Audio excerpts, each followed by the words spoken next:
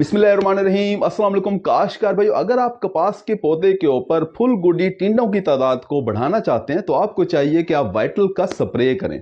काश्तकार भाई, अगर आप कपास की फसल से भरपूर पैदावार हासिल करना चाहते हैं तो आपको चाहिए कि आप वाइटल का इस्तेमाल करें।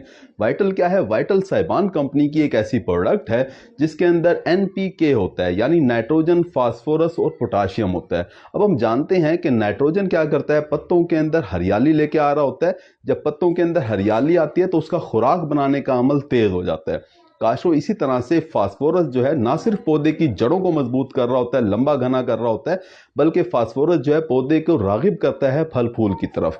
इसी तरह से पोटाश जो है ये पौधे के अंदर कुव्वत मुदाफत को बढ़ा देता है, यानी हमारी फसल के ऊपर बीमारियों का हमला कम होता है।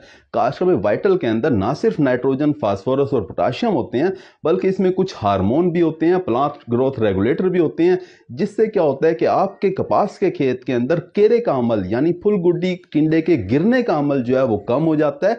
इसके अलावा आपके टिंडों का वजन बढ़ जाता है।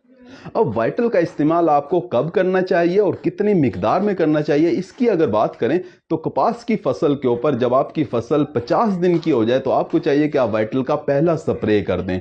1 लीटर वाइटल इस्तेमाल करें, 100 लीटर पानी के अंदर हल करें और शाम के वक्त स्प्रे करवा दें। इसी तरह से ठीक 15 दिन के बाद जब आपकी कपास की फसल 65 दिन की हो जाए तो आपको चाहिए कि आप वाइटल का दूसरा स्प्रे कर दें। काश कभी हमने ये देखा है कि हमने कपास की फसल के ऊपर जब वाइटल का स्प्रे किया तो इससे फुल गुडी टिंडों की तादाद में इजाफा हो जाता है। उम्मीद है कि वीडियो आपको समझ आ गई होगी। अपना ख्याल रखिएगा। अल्लाह हाफिज।